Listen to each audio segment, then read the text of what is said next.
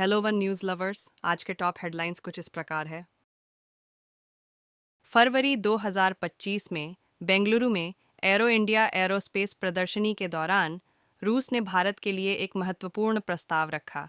अपने उन्नत 5वीं पीढ़ी के stealth fighter jet Sukhoi Su-57 का स्थानीय उत्पादन। रूसी राज्य हथियार निर्यातक रोसोबोरोनेक्सपोर्ट द्वारा प्रस्तुत इस प्रस्ताव में प्रौद्योगिकी का पूर्ण हस्तांतरण शामिल है, जो भारत को घरेलू स्तर पर विमान का निर्माण और रखरखाव करने में सक्षम बनाता है, जिससे प्रधानमंत्री नरेंद्र मोदी की मेक इन इंडिया पहल के साथ तालमेल बिठाया जाता है। ऐतिहासिक संदर्भ और पिछले सहयोग। भारत और रूस एक दीर्घकालिक रक्षा साझेदारी साझा करते हैं। भारत पारंपरिक रूप से अपनी सैन्य जरूरतों के लिए रूसी हथियारों पर निर्भर है। इस रिश्ते में भारत में रूसी विमानों के लाइसेंस प्राप्त उत्पादन सहित विभिन्न रक्षा परियोजनाओं पर सहयोग देखा गया है। विशेष रूप से भारत ने लाइसेंस के तहत घरेलू स्तर पर कम से कम 222 Su-30 MKI 4+ पीढ़ी लड़ाकू विमानों का निर्माण किया है, जो रक्षा उत्पादन में सफल संयुक्त उद्यमों के इतिहास को प्रदर्शित करता है। 2007 में दोनों देशों ने 5वीं पीढ़ी के लड़ाकू विमान FZFA के लिए एक संयुक्त विकास परियोजना शुरू की, जिसका उद्देश्य भारतीय विशिष्टताओं के अनुरूप Su-57 का एक संस्करण तैयार करना था। हालांकि 2018 तक भारत प्रदर्शन, लागत और कार्य शेयर पर चिंताओं का हवाला देते हुए FZFA परियोजना से हट गया। इसके बावजूद हालिया रूसी प्रस्ताव Su-57 के स्थानीय उत्पादन और प्रौद्योगिकी हस्तांतरण पर ध्यान केंद्रित करते हुए सहयोग में नए सिरे से रुचि का संकेत देता है। भारत की रक्षा के लिए रणनीतिक निहितार्थ। भारतीय वायुसेना IAF वर्तमान में अपने लड़ाकू स्क्वाड्रनों की कमी का सामना कर रही है, जो 42 की स्वीकृत ताकत के मुकाबले 31 का संचालन कर रही है। यह अंतर विशेष रूप से पड़ोसी देशों, विशेष रूप से चीन के तेजी से सैन्य विस्तार को देखते हुए चिंताजनक है। Su-57 के शामिल होने से IAF की क्षमताओं में उल्लेखनीय वृद्धि हो सकती है, जो इसकी स्टील्थ विशेषताओं, उन्नत एवियोनिक्स और सुपर मैन्यूवरेबिलिटी के साथ तकनीकी बढ़त प्रदान करेगी। Su-57 का स्थानीय उत्पादन न केवल भारत की रक्षा आत्मनिर्भरता को बढ़ाएगा, बल्कि इसके स्वदेशी रक्षा विनिर्माण क्षेत्र को भी प्रोत्साहित करेगा। Engine design. सक्रिय इलेक्ट्रॉनिक रूप से स्कैन किए गए एरे AESA, रडार, कृत्रिम बुद्धिमत्ता तत्व और सॉफ्टवेयर सहित महत्वपूर्ण प्रौद्योगिकियों के हस्तांतरण से Su-57 कार्यक्रम से परे दूरगामी लाभ हो सकते हैं।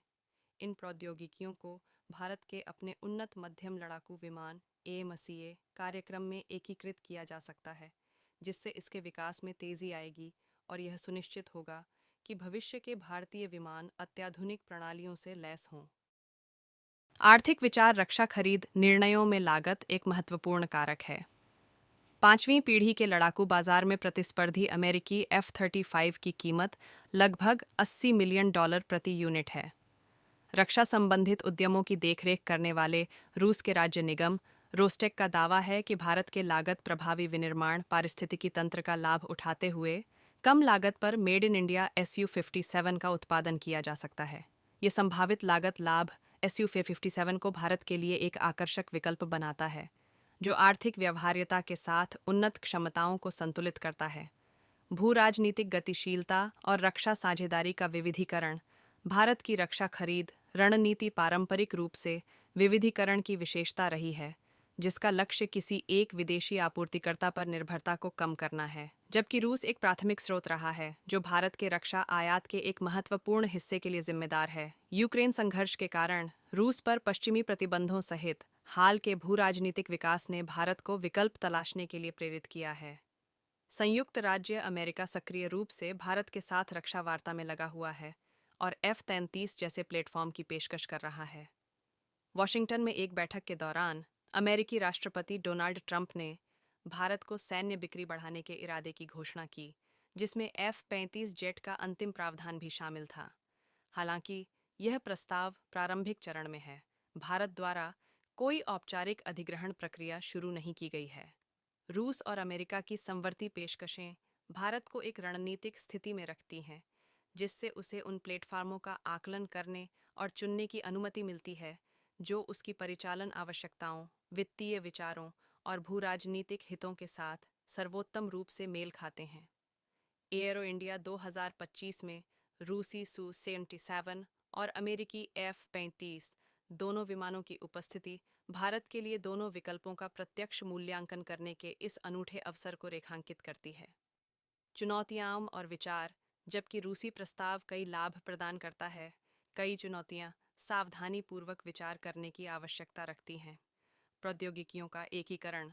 भारत के मौजूदा रक्षा बुनियादी ढांचे में रूसी प्रौद्योगिकी को शामिल करने के लिए अनुकूलता और निर्बाध एकीकरण सुनिश्चित करने के लिए सावधानीपूर्वक योजना की आवश्यकता है। आपूर्ति श्रृंखला निर्भरताएं। वर्तमान भू राजनीतिक माहौल, विशेष रूप से रूस पर लगाए गए प्रतिबंधों को देखते हुए, भारत को महत्वपूर्ण घटकों के लिए आपूर्ति श्रृंखलाओं की विश्वसनीयता और स्थिरता का मूल्यांकन करना चाहिए। परिचालन सिद्धांत संरेखण। भारतीय वायुसेना के परिचालन सिद्धांतों और रखरखाव पारिस्थितिकी तंत्र के भीतर फिट होने के लिए Su-57 को अपनाने के लिए अतिरिक्त प्रशिक्षण और बुनियादी ढांचे के विकास की आवश्यकता हो सकती है। वित्तीय परिव्यय। जबकि स्थानीय उत्पादन लागत लाभ प्रदान करता है, विनिर्माण सुविधाओं और प्रशिक्षण कर्मियों की स्थापना में प्रारंभिक निवेश पर्याप्त है और इसके लिए दीर्घकालिक प्रतिबद्धता की आवश्यकता होती है। निष्कर्ष।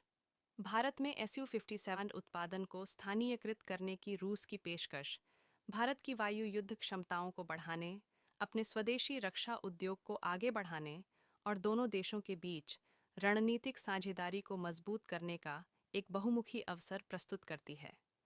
जैसा कि भारत इस प्रस्ताव पर विचार विमर्श कर रहा है, उसे आर्थिक लागतों और भू-राजनीतिक निहितार्थों के मुकाबले परिचालन लाभों को तौलना चाहिए, यह सुनिश्चित करते हुए कि कोई भी निर्णय उसके दीर्घकालिक रक्षा और रणनीतिक उद्देश्यों के अनुरूप हो।